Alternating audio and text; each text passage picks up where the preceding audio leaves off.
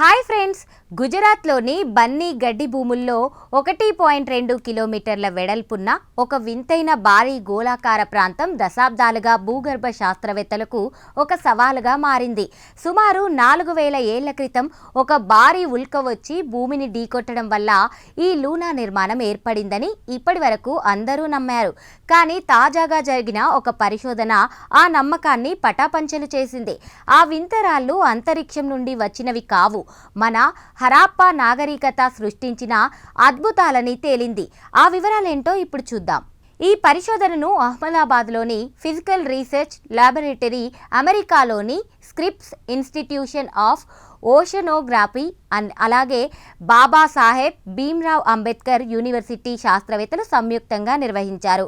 అక్కడ దొరికిన 100కు పైగా రాళ్లను అత్యున్నత సాంకేతికతతో విశ్లేషించినప్పుడు ఆ రాళ్ల వెనుక ఉన్న అసలు రహస్యం బయటపడింది. సాధారణంగా అంతరిక్షం నుండి వచ్చే ఉల్కల్లో ఇరీడియం, ఓస్మియం వంటి అరుదైన లోహాలు ఎక్కువగా ఉంటాయి.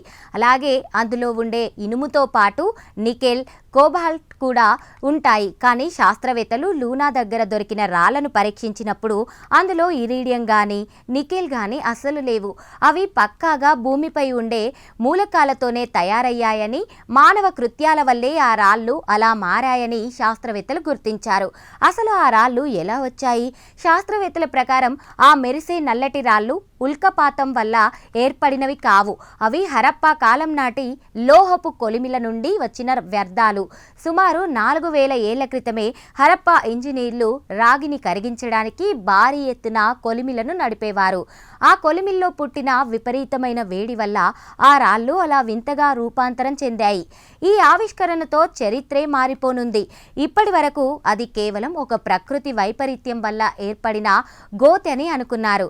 కానీ ఇప్పుడు అది హరప్పా నాగరికత కాలం నాటి ఒక భారీ పారిశ్రామిక ప్రాంతమని తేలింది. మన పూర్వీకులు ఆ కాలంలోనే అంతటి అధునాతన లోహపు పనిముట్లను తయారు చేసే సాంకేతికతను కలిగి ఉన్నారని, భారీ ఎత్తున ఫ్యాక్టరీలను నడిపేవారని ఈ పరిశోధన నిరూపించింది.